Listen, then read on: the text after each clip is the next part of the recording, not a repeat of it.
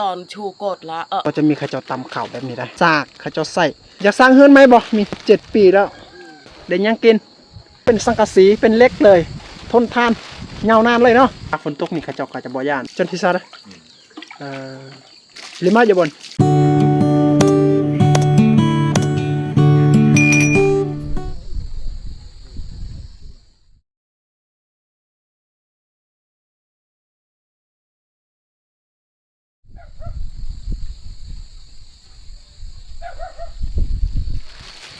กราบทักทายสบายดีสวัสดีพ่อแม่พี่น้อง FC เบิร์ดสุขุสุคนยินดีต้อนรับเข้าสู่ช่องเบาเติมคนดอยเนาะพี่น้องเนาะการสำหรับวิดีโอนี้การเบาเติมยังอยู่ที่บ้านอาวองคือเก่านะทุกคนแต่ว่าเบาเติมอยากอัปเดตภาพบรรยากาศยามเศร้าๆนะภาพบรรยากาศตะเว้นยังบ่ทันขึ้นได้หมู่บ้านก็เงียบสงบครอบครัวก็ยังเขาเจ้าอัดประตูอยู่แบบนี้นะยังบ่ทันตื่นมีแต่ว่าพวกผู้หญิงเขาเจ้าตื่นแต่เช้าเฮ็ดอาหารการกินอยู่ในเฮือนครัวเห็นปะตื่นแต่เช้าเนาะเฮ็ดอาหารการกินปะบันส่วนทำไมจบโจดอันด้อยตอนชูกดละเลยโหยอัดดอกไม้ก็ไงตาเนียงไงยาหลายขึ้นมั้ยเจียดชาเนาะโอเคคือก็อัปเดตภาพบรรยากาศอีเล็กๆส่งเราก็คุยแบบภาพบรรยากาศอยู่ไงแม่โอเคเอานี่ทุกคนที่ห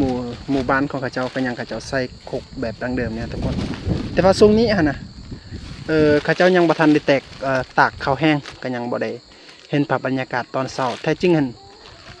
ภาพบรรยากาศตอนเช้าก็จะมีข้าเจ้าตำข้าวแบบนี้ได้แต่ว่าฝนตกมันมีน้ำอยู่ข้างในฮะแล้วข้าเจ้าตำบ่ได้นะและเขาก็ยังบ่ทันได้ตากเลยนี่ก็จะเป็นสากข้าเจ้าใส่เวลาตำข้าวแต่ละเทื่อเลยนี่ก็จะเป็นสากที่ข้าเจ้าเฮ็ดโอ้มีไก่ไล่ป่ะอื่นตรวยอันตัวน้ำบาลำตรวยบาร์ลำเนี่ยกูแจดบาลตักกูเจียวกูแจดช่วงบาร์นะบากูเจียวกี่เนี่ยแจดนี่ก็เป็นคอไก่แต่ว่าเขาจะไปยังอีก2 ตัวนะมันตายหย่อนฝนตกนี่แหละทุกคนอยากสร้างเฮือนไหมบ่มีดึงตักดึงแต่แม่ดึงตักมาเลยราบโลกใครมีตัวตัดตัวกูมาลางดอก7 ปีแล้วเขาเจ้าเลื่อยไว้7 ปีนะทุกคนเป้าหมายคืออยากจะสร้างเฮือนใหม่แต่ว่าสร้างบ่ได้เพราะว่าเงินมันบ่มีนะก็เลยมีแต่เอาไว้แบบนี้แหละหลังคาของเขาเจ้าก็จะเป็นหลังคาสังกะสีแต่ว่ามันแดงหมดนะปองเยี่ยมที่เขาเจ้าอัดประตูปองเยี่ยมก็จะมีฝาห่มอีกอย่างต่างๆที่เขาเจ้าใส่เนื่องจากที่เขาเจ้ามันบ่มีเด้ภาพบรรยากาศมื้อนี้ก็เป็นภาพบรรยากาศตอนเช้าเลยนี่สำหรับพวกผู้หญิงเขาเจ้าก็ตื่นแล้วเด้อทุกคนเพราะว่าเขาเจ้าตื่นเฮ็ดอาหารการกินอีกอย่างต่างๆนี่บันส่วนโอ้เฮ็ดยังอยู่มะตะกำลังดังไฟบ่กำลังดังไฟเฮ็ดอาหารเนาะเดี๋ยวยังกินจ้าบ่โอ้เกี่ยวเข้าให้เข้าสวนแล้วบ่ก็จะสอดตรอยโยดอมอย่าตราดอมชาติบางหนึ่งมาตะชูเหรอเอาถ้าทำบักเจ้าเกี่ยวเข้าให้เข้าสวนบ่แต่ว่ายังบ่ทันได้เกี่ยวเพราะว่าช่วงนี้กะเบิ่งพี่น้องต้องฝากกับมืดคือมื้อนี้ก็เป็นฝาหลังฝนได้ตามมาฝนฟ้าอากาศที่เฮาได้เบิ่งนะก็เลยชาวบ้านเขาเจ้าก็บ่ได้เฮ็ดเวียกนะบ่ได้เกี่ยวข้าวสบายดีโอ้จัดดอกโอเคโอ้มาตะเนี่ยบ่นำมาตะชูโอ้เฮ็ดเฮือนใหม่นี่ก็แม่นเฮือนบ่โอ้ตัวนี้ก็เฮือนเก่าเนาะเฮือนเก่าแบบว่าเฮือนที่เฮาอยู่ตัวนี้ก็จะเป็นเฮือนครัวตัวนี้ก็จะเป็นเฮือนครัวตัวนี้ก็จะเป็นเฮือนใหม่นะเฮือนที่เฮือนใหญ่เฝ้าง่ายๆก็เป็นเฮือนที่เขาจะต้อนรับแขกได้เป็นคงเขตชนบทก็เป็นแบบนี้แหละทุกคนโอ้ตัวนี้เห็นคักขนาดเลยนะจะมี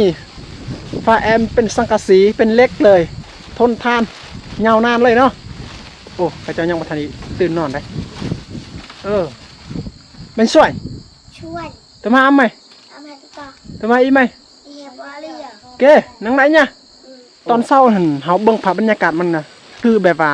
บ่ฝนตกหั่นน่ะทุกคน แต่ว่าแท้จริงหั่นมื้อนี้ก็เป็นมื้อที่ฝนตกเลยแล้วอยู่นี่ก็เป็นอยู่จุดสูงเฮาสามารถที่จะเบิ่งธรรมชาติที่สวยงามอยู่ลุมได้นะทุกคนนี่สำหรับใน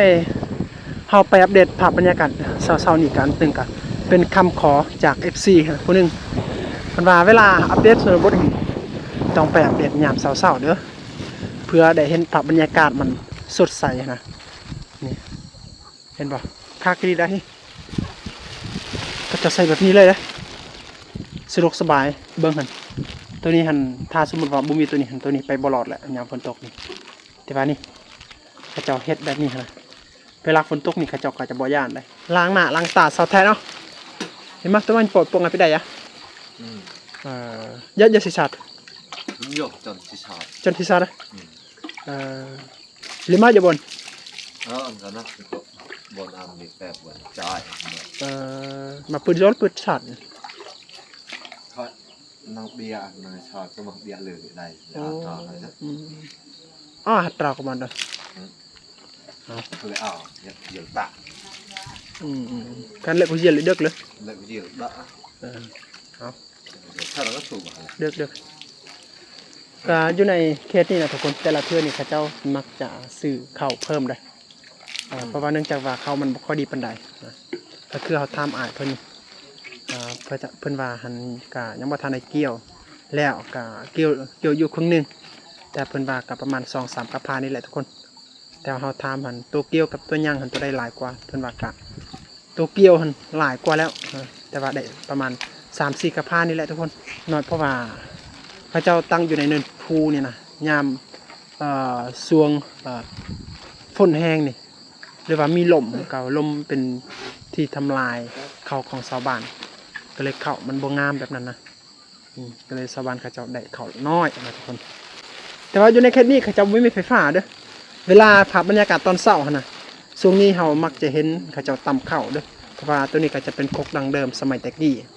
เขาจะมักใส่ครกตัวนี้ก็จะเป็นครกแต่สมัยโบราณที่เขาจะใส่ได้แต่ว่าของเกศของเบาเติมกับบางครอบครัวเขามีคือกันเขาจะใส่ยามเวลาสุกเสื่อมซื่อๆนะ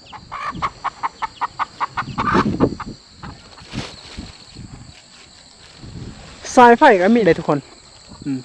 แต่ว่าไฟก็ยังบ่ทันได้เข้านะเพราะเนื่องจากว่าชาวบ้านเขาเจ้ายังบ่ทันมีเงินนะแต่ว่าก็มันบ่ยากนะแต่ว่าสายไฟก็มีอยู่แล้วที่จะตาเท่าโอ้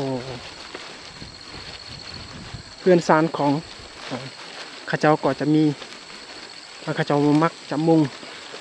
หญ้าคาด้วยทุกคนหญ้าคานี่ก็อากาศมันห่มดีเลยยามร้อนนี่ก็เย็นสดชื่นแต่ว่าเสียดายมันเพไวนะถ้าเทียบกับกระเบื้องถ้าเทียบเป็นสังกะสีก็หญ้าคานี่นานกว่าสังกะสีได้แต่ว่าสังกะสีโตมันหนากะโดนแต่ว่าตัวมันบางๆนะตัวราคามันถูกแน่กะหญ้าคานี่โดนกว่าสังกะสีเลยอยู่ในเขตนี่ก็จะมักจะใส่ไว้พื้นนี่ก็อยู่ในตารางเฮือนเลยเพราะว่าสะดวกสบายยามฝนตกนี่ก็จะใส่พื้นจะบ่เปียกนะแต่ว่าเพาะบ่ว่าเกาะโอ้ไปเบิ่งน้ำเนาะตันงัดแต่มาประวัติเด้อดูติโอ้เขาเจ้าชาวบ้านเขาจะไปเบิ่งท่อน้ำเพราะว่ามันตันตุกหญ้าอะไรตัวนี้ครับเป็นตุกหญ้าที่เขาเจ้าฆ่าหญ้าแต่ว่าชาวบ้านเขาเจ้ายังเอาไว้เป็นประโยชน์นะแต่ว่าเขาเจ้าก็ใส่น้ำอยู่นี่ให้เพื่อพิษของยามันออกนะแล้วเขาเจ้าใส่เป็นตุกน้ำเลย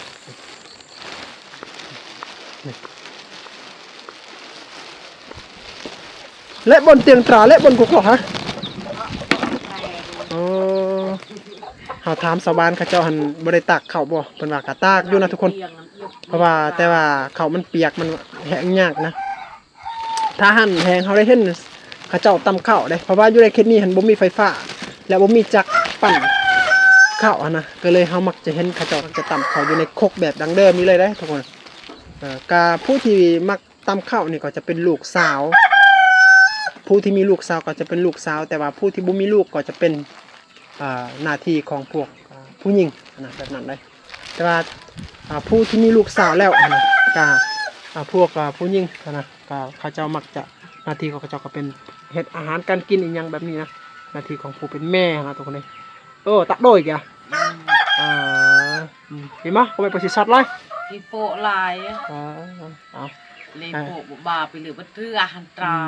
แสดงว่าบ่อแล้วมาโปะเลย ที่โปะจัดเลือบเลยราบวะอะไรดิ ช่วงนี้ข้าเจ้าจะบ่อยู่เนื่องจากว่าข้าเจ้าจะมีงานถึงแม่นว่าฝนตกข้าเจ้าก็ยอมจะไปนะทุกคนถ้าข้าเจ้าหันทาแต่มือแดดมือฮ้อนนี่เขาของข้าเจ้าก็จะแตกอยู่ในกกเลยนะเอาทุกคนการสำหรับคลิปวิดีโอนี้ก็จะเป็นคลิปวิดีโอที่หมู่บ้านอาวองคือเก่าได้จะในคุมที่4นะทุกคนอยู่ในคุมที่4ยำพับบรรยากาศตอนเช้าที่เบาเติมได้เลาะได้ชมนะทุกคนตามคำขอของ FC เขาน้อยคนที่เขาได้เห็นชาวบ้านเขาเจ้านะเพราะว่ามีบางคนที่เขาเจ้าตื่นสวยกับเขาบ่ได้เห็นเขาเจ้านะแต่ว่ามีบางคนที่เขาเจ้าตื่นแต่เช้าเขาได้เห็นเขาเจ้าตื่นเฮ็ดอาหารการกินอีกอย่างต่างๆแต่โดยเฉพาะผู้ที่ตื่นแต่เช้าก็จะเป็นพวกผู้หญิงเลยเพราะว่าเขาเจ้าก็จะเฮ็ดอาหารการกินเพื่อเตรียมตัวอยากกลับไปให้ไปสวนนะถ้าเขาเจ้าบอกตื่นเช้านี่ก็บ่มีผู้ใดที่อยากจะตื่นเช้ากว่าพวกเพิ่นอีกนะเพราะว่าการตื่นเช้าก็จะแม่นหน้าที่ของพวกผู้หญิงทั้งนั้นนะทุกคนในเขตตรงนี้แต่สำหรับช่วงนี้นะเวียกที่เขาเจ้าเฮ็ดเป็นหลักเลยก็คือเขาเจ้าเกี่ยวข้าวไว้ทุกคนเลยเกี่ยวข้าวยามฝนตกนี่ทั้งบรรดาฝ่าหลังฝนก็ตามเขาเจ้าก็ต้องไปให้ไปสวนเลยต้องเข้าให้เข้าสวนก็ไปเอาเข้ากลับมือเฮือนนะเอาสำหรับคลิปวิดีโอนี้ก็เราอยากจะพาให้ทุกคนกับประมาณนี้แหละทุกคนก็เป็นภาพบรรยากาศสนามเศร้าๆเด้อไม่ได้ว่าเราก็อยากขอจบสำนี้แหละฝากพี่น้องก็อย่าลืมกดไลค์กดแชร์และกดติดตามให้เป็นกำลังใจแก่เบาเติมเด้อเพื่อเบาเติมก็มีกำลังใจในการอัปเดตคลิปใหม่ๆนะทุกคน